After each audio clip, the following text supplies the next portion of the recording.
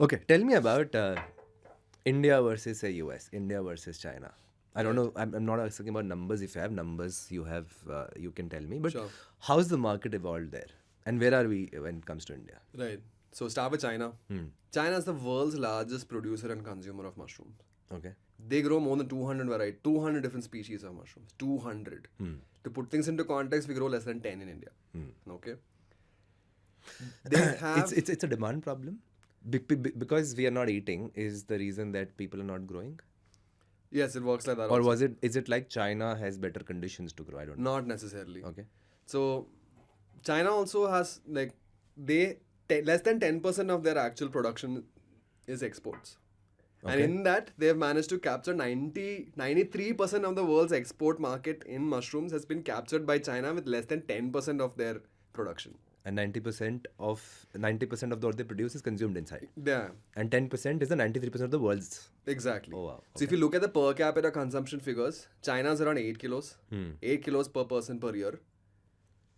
8 kilos of mushrooms per person per year. USA, Europe is around 2 to 3 kgs per person per year. Guess where India is? Shouldn't be anywhere. Lot of people, हाँ ठीक है चलो, yeah. But how many? How many kilos or grams or whatever? Just take a wild guess. 10 grams. Better than that. 80 grams actually. It's less than 100 grams Less than 100 grams per person per year. Okay, yeah. makes sense. And China is at 8 kilos. 8 kilos. So there's lots to go. There's lots to go. So China is the Number world's market leader in mushroom extracts, all of that stuff. Also because mushrooms are an integral part of traditional Chinese medicine. Okay. So they use it in a lot of TCM formulations. Lot of the trials, lot of the mushrooms, the way that we grow them, the research came from China. So the market is for medicinal purpose rather than, what did you say, eating? Culinary. Culinary purpose. Both. Okay. Both are very present. Every meal in China that you go to, any restaurant, wherever you go, there will be a mushroom in it. Might not be the main ingredient, but it's there. So from that What's the perspective, origin of mushroom? I don't know if you know. as in, how do they evolve? Where did it come from? Like Ranveer Brat does this cooking videos and says paneer came from so and so, palak came from so and so, and like mushroom came from. Okay, so that's also it's a nice question because see, fungi are really old. They're 1.5 billion years old. They're one of the first organisms, complex organisms to grow on Earth, right? So fungi, they came to land and they were breaking down rocks initially. So their source of nutrition was to break down rocks. Okay. And slowly, as time progressed, what happened was plants suddenly now evolved the ability to make cellulose, and that's what gave them that trunks, large stems reach out into the air, produce all that food. But there was nothing in nature that could break down this wood, right? And that's the wood that got compressed under the soil for long time and turned into fossil fuels. So that sort of was an opportunity for fungi to eat something new. So they graduated from food, like from rocks to wood at some point. And when that happened, from there mushrooms came. So mushrooms are essentially wood rotting fungi, most of them. Okay. So that's sort of where mushrooms came from. They're like almost 500 million years old. This is at least from fossil records. It could be older. And this number keeps changing quite often based on what evidence we get. Okay, so we were at China. China is the world's leader. China is the world's leader. And you're saying culinary as well as medicinal? Culinary and medicinal both. And they introduced a lot of really cool technology of growing mushrooms. And you would think that the technology came from some research institute or from some, through some labs. But farmers in China have contributed a lot to growing mushrooms. Earlier, they used to grow mushrooms on logs because logs is where you generally find mushrooms growing, right? They introduced the mycelium inside the log, and the log grows whenever the conditions are right. The mushrooms grow out of the log. There was a point of time where they were not getting enough logs to do this in China, right? Okay. Yeah, because they were growing so many mushrooms. They ran out of wood. Or in certain sections, they didn't have it, but they still had to continue the business. So they tried different things and they found that they could mix a bunch of agri-waste together like soya hulls or rice bran or straw or sawdust or whatever they could find locally. They started just mixing all of this stuff and trying to grow mushrooms. And now you have this, which is like an artificial log of wood, right? This is like a synthetic log that you've made using straw. So that technology came from China. Got it. So a lot of the grassroots level work in mushrooms happened in China, and that's they are centuries, I would say, like ahead of us. They started the stuff way before us. They made many of the mushrooms popular. Reishi was introduced to the world through commercial cultivation by China. They made this a thing, right? And So do we import from China? do we India. almost all the mushrooms, exotic mushrooms sold in India come from China. Okay. The dry ones.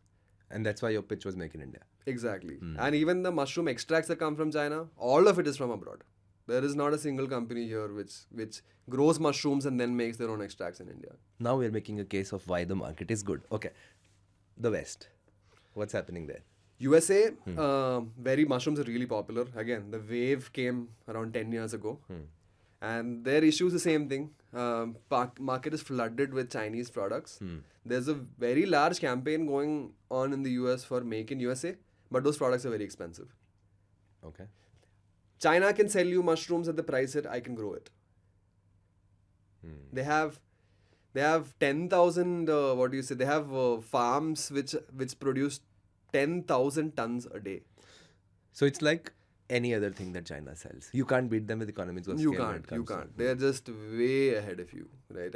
And what I like about China is that you would think that, oh, it's some factory farm, completely automated, but you have both. You have entire villages for whom it's like a livelihood and people are growing it. Very low tech in bamboo huts and sheds. They're also growing thousands of tons of mushrooms. And then you have completely unmanned factories where everything is assembly line. People don't touch anything, There's hardly any people in there. And they're also growing the same amount of mushrooms. And China, both are somehow able to coexist. I find that pretty cool. Okay. Now talk to me about the Indian market. Is there anything else that is there in the West? Europe, how is Europe doing?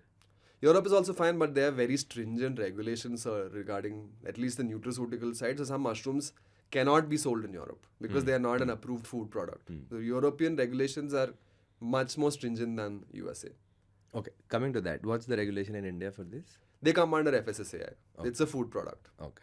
So now in India, we are not growing enough of it is the problem, or you're saying once the awareness grows, the demand will grow and then people will also start production? I'd say it's chicken and egg. Chicken and egg, but largely the issue here is with awareness. Why don't people... See, the question now we have to ask ourselves, why are people not eating mushrooms? If people are eating... There are so many government schemes. For people to learn how to grow mushrooms. They have subsidies to set up mushroom cultivation units. They're pushing it like anything. Because you're using agri-waste on one side. Anybody can do this. You can do it super low tech. It's approachable. Nice livelihood. So many aspects of mushroom cultivation are amazing. But why are we still not there yet? It's the same reason that we never used to eat eggs. Now everybody eats eggs every day. But if you speak to your parents or your grandparents, it was something that you had once a week. But it was a very concerted effort. Exactly. Sunday hoya, Monday, roz khao, ande, the government did it, and everything, right? Where did it come from? Why did they do that? Because protein deficiency. No. Okay. There was a surplus of eggs and poultry in the market, and they wanted to support the poultry farmers. So the campaign came like that. Okay. But that's not going to happen here. Let's hope it might. If enough of us push for it, it could be something that comes out of this. Because I feel like the main issue is an awareness issue. There's too many misconceptions and not enough people know about it. So is there a pattern? Is it a metro product, mushrooms? Like it's a tier 1-ish product, or how is it? You want to hear the crazy, again, very good question. Tier 1 and village. If you go to remote parts of Uttarakhand or Meghalaya or even Kerala or even parts of Coorg or Madikeri, even Bangalore, outskirts of Bangalore, when it rains, you find these ladies sitting outside with these wild harvested mushrooms, right? So tier 1, where educated folks are there who had these mushrooms abroad in some Asian or Italian cuisine. So if they've been exposed to Asian or Italian cuisine, they know about mushrooms. They've been abroad, they've had this. It's either them or vegans, because vegans want additional sources of protein, right? So these three folks are mostly found in tier 1. Then you have people who are our grandmother's generation, or people who grew up very close to nature, for whom thunder and lightning means next day morning they will go looking for mushrooms, and they have their spots. They know which ones to pick. They know everything about this. For them, it's like a gift of the forest. You can't grow these. It's something that pops up every now and then, but it's something that really look forward to. So it's there in Extreme. both ends of the spectrum, which makes it very, very fascinating. Another fun fact is you have different names for mushrooms in different states. In the local languages, you have different names. It's not mushroom across. So you have anabe, you have kalan, you have in Kerala, koon, right? Kumman. So many different names of mushrooms are there. Where did it come from? It has to come from like... It's like mangoes, right? I mean, I find mangoes we call very different names in North India than South India, the same thing. Right, but exactly right. But I'm saying it's part of our culture. It didn't come from. Yeah, it didn't yeah. come from anywhere. We already had this as part of our diet.